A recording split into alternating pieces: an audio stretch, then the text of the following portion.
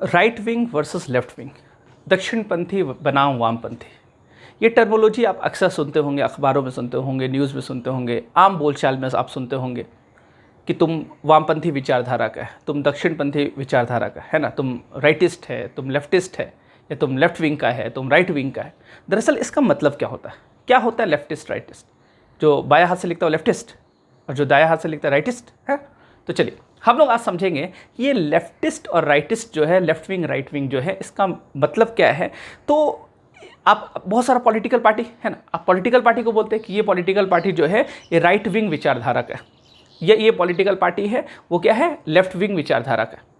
या कोई संगठन है, हम कहते हैं कि ये संगठन जो है ये लेफ्ट विंग वाला संगठन है, कोई संगठन है कहते हैं कि ये राइट विंग वाला संगठन है। तो इसको हम लोग समझते हैं डिटेल में कि इसका मतलब आखिर होता क्या। तो इसका मतलब आप समझना चाहते हैं तो पहले इसके इतिहास को समझिए, इसकी उत्पत्ति कहाँ से हुई।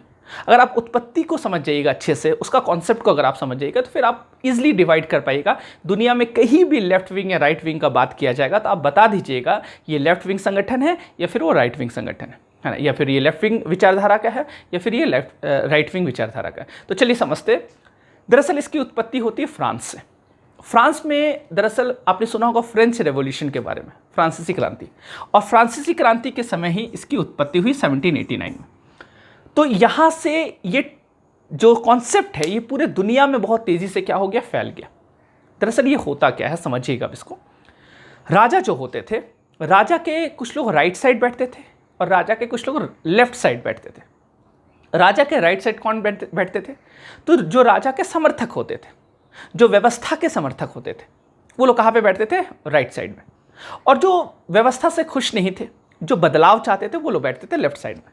तो जो राजा के समर्थक होते थे वो चल जाते थे राइट साइड में, और जो राजा के है ना राजा के या फिर पूरा व्यवस्था के समर्थक नहीं होते तो वो कहाँ बैठ जाते थे?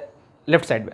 तो राइट साइड वाले जो होते थे वो कहते थे कि नहीं, व्यवस्था बहुत अच्छा है, जो राजतंत्र चल रहा है उसी व्यवस्था में हम लोग रहना चाहते हैं, हम लोग को कोई नया व्यवस्था नहीं चाहिए। जबकि लेफ्ट साइड वाले जो होते थे ये लोग क्या कहते थे? ये लोग कहते थे कि नहीं, व्यवस्था में बदलाव होना चाहिए, हम लोग को लोकतंत्र चाहिए, डेमोक्रेसी चाहिए, राजतंत्र का है ना, राजतंत्र को क्या किया जाए, खत्म किया जाए और लोकतंत्र को स्थापित किया जाए। तो ये लोग क्या हो गए? व्यवस्था के विरोधी हो गए। इसके अलावा ये लोग कहते थे कि हम लोग को राइट चाहिए, हमारा फंडामेंटल राइट होना चाहिए, मौलिक अधिकार होना चाहिए। बाया साइड में जो लोग होते थे वो लोग कहते थे कि इक्वलिटी है ना, समानता होना चाहिए, समाज में भी समानता होना चाहिए, व्यवस्था में भी समानता होना चाहिए। ऐसा थोड़ी कि राजा का बेटा राजा ही बनेगा, है ना, तो सबको मौका मिलना चाहिए, तो इक्वलिटी। तो ये लोग जो थे, बाया साइड वाले लोग जो थे, वो लोग क्या थे? व्यवस्था से वो लोग नाखुश थे, और जबकि राइट साइड वाले थे वो व्यवस्था से क्या थे? खुश थे। तो आपको एक चीज समझ में आ गया कि राइट साइड वाले सरकार के समर्थक और लेफ्ट साइड वाले सरकार के विरोधी। राइट साइड वाले को बोला गया राइट विंग, और लेफ्ट साइड के जो लेफ्ट साइड में जो लोग थे उसको क्या बोला गया? Left wing. और यही टर्मोलॉजी जो है पूरे विश्व में क्या हुआ? तेजी से फैल गया। अब क्या हुआ देखिए, तो हम कह सकते हैं कि राइट साइड वाले जो थे, जो राजा के दाहिने साइड बैठते थे, वो लोग कौन थे? परंपरावादी। और जबकि लेफ्ट साइड वाले जो थे वो क्या थे? गैर परंपरावादी। ये लोग क्या थे? परंपरा से खुश थे, हाँ, जो परंपरा चलते आ रहा है उस परंपरा से हम बहुत खुश है, उसमें कोई बदलाव नहीं चाहिए। जबकि बाएं साइड वाले क्या बोले? नहीं, हम परंपरा से खुश नहीं है, हमको बदलाव चाहिए। क्लियर? राइट साइड वाले जो थे ये लोग कौन थे? रूढ़िवादी, ऑर्थोडॉक्स। और ये लोग कौन थे? अनऑर्थोडॉक्स, अरूढ़िवादी। ये लोग कोई भी बदलाव नहीं चाहते थे, राइट साइड वाले, क्योंकि उनको उससे फायदा होता था। तो समृद्ध लोग जितने होते थे वो राइट साइड में बैठते थे, और जो कॉमन मैन है, मैंगो मैन है ना, आम आदमी जिसको बोलते हैं, वो आम आदमी कहाँ बैठता था? वो बाएं साइड में बैठता था, क्योंकि आम आदमी ही सबसे क्या होता है? सबसे ज़्यादा है ना परेशान रहता है व्यवस्था से। और जो समृद्ध लोग होते हैं उसको तो व्यवस्था से बहुत फायदा ही होता है, और जो व्यवस्था चला रहे हैं वो समृद्ध लोग से क्या होते हैं? मिले-जुले रहते हैं। तो आम लोग क्या होते थे? लेफ्ट साइड बैठते थे, बोलते नहीं, हम लोग को इक्वलिटी चाहिए, राइट चाहिए, हम लोग को अधिकार चाहिए, सब चीज़ है ना। तो आपको ये चीज़ समझ में आ गया कि ये कॉन्सेप्ट क्या है, राइट और लेफ्ट का, ये मेरे ख्याल से आपको क्लियर हो गया होगा। तो राइट साइड वाले क्या होते थे? परंपरावादी होते थे, ये लोग गैर परंपरावादी। अब इसी को आप पूरे विश्व में कहीं भी जोड़ सकते हैं। जैसे मैं एग्जाम्पल लेता हूँ, अमेरिका में रंग भेद है ना, रेसिज्म बहुत ज़्यादा, और ब्लैक एंड वाइट का लड़ाई बहुत सालों से चलते आ रहा था। और आपको पता है कि रंगभेद जो है, रंगभेद के जो विरोधी होंगे, जो रंगभेद के विरोधी होंगे कि नहीं रंगभेद नहीं होना चाहिए, उसको किस में रखा जाएगा? लेफ्ट में या राइट में? लेफ्ट में रखा जाएगा, क्योंकि कई सालों से ये व्यवस्था चलते आ रहा था और रंगभेद हो रहा था। तो जो रंगभेद, जो ब्लैक लोग होंगे वो लोग परेशान होंगे इससे, और जो व्हाइट लोग होंगे उसमें जो अधिकांश व्हाइट लोग होंगे वो लोग क्या होंगे, इसके समर्थक होंगे। वो लोग बोलेंगे हाँ नहीं नहीं ठीक है, रंगभेद होना चाहिए, अच्छी बात है। तो हम लोग किसमें, तो जो रंगभेद के विरोधी थे उसको लेफ्ट विंग में रख देंगे अमेरिका में, और जो रंगभेद के समर्थक थे उसको किस में रखेंगे, राइट विंग में, क्योंकि ये परंपरा है ना। क्लियर है। अब देखिए भारत का अगर आप बात कीजिए, जाति व्यवस्था, अब जाति व्यवस्था हजारों सालों से चलते आ रहा है। अब कोई बोलेगा नहीं जाति व्यवस्था बेकार है, जाति व्यवस्था को खत्म कर देना चाहिए, तो आप बताइए किस में रखिएगा उसको, लेफ्ट विंग। तो हम कहेंगे ये विचारधारा इसका क्या है, लेफ्ट का विचारधारा। और जो जाति व्यवस्था के समर्थक होंगे उसको क्या बनेंगे, वो राइट विंग। बोलेंगे नहीं जाति व्यवस्था बहुत अच्छा व्यवस्था है, उसमें कोई बदलाव नहीं चाहिए हमको, तो ये किस में हो जाएगा, राइट विंग, दक्षिणपंथी।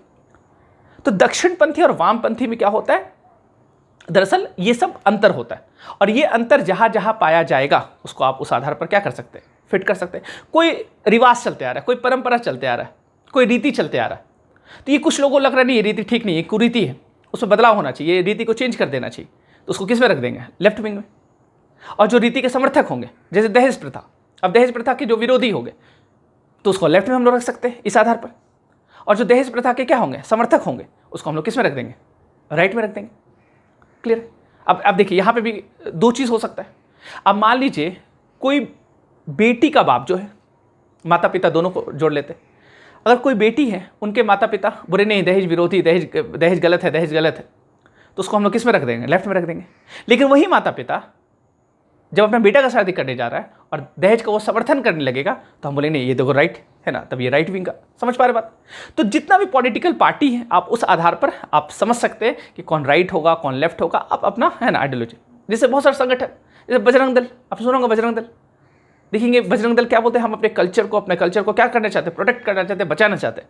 देखिए खास करके 14 फरवरी को आप देखेंगे न्यूज़ में कि पार्क वार्क में लोग निकल जाते हैं एकदम लाठी वाठी लेके एकदम, और जहाँ देखे कपल है ना तुरंत राखियों की पकड़ के बोले राखी बांधो। और ऐसे भी बजरंग दल में शामिल कौन होता है, जिसको कोई मिलती उलती नहीं, बेचारा परेशान रहता है, बोले हमको कोई मिली तो कैसे एंजॉय कर रहे हैं। तो खैर वो कहते हैं कि हम अपना संस्कृति को क्या कर रहे हैं, बचा रहे हैं, तो उसको आप किस में रखिएगा, राइट में रख सकते है ना। वैलेंटाइन डे के वो क्या है, विरोधी है ना। क्लियर है। तो इसको आप राइट में रख सकते हैं। हाँ ये अलग बात है, उससे आप पूछिएगा व्हाट इज कल्चर, कल्चर क्या होता है बताओ, तो बोलेंगे आते 5 मिनट में। तो खैर अच्छा एक चीज़ बड़ा चीज़ है, कल्चर को प्रोटेक्ट करने वो जा रहे हैं, क्या पहन के जा रहे हैं, जीन्स और शर्ट ये सब पहन के जा रहे हैं, टी शर्ट पहन के जा रहे हैं, उनको धोती कुर्ता पहन के जाना चाहिए है ना, कल्चर को प्रोटेक्ट करने के लिए। तो खैर चलिए, तो आप समझ पा रहे हैं तो राइट विंग और लेफ्ट विंग में क्या अंतर होता है, तो ये विचारधारा है, और ये विचारधारा का अंतर है। आप कहीं भी इसको क्या कर सकते हैं, कहीं भी इसको आप सेट कर सकते हैं। तो चलिए मिलते हैं हम लोग नेक्स्ट क्लास में, आज के लिए इतना ही। Thank you so much.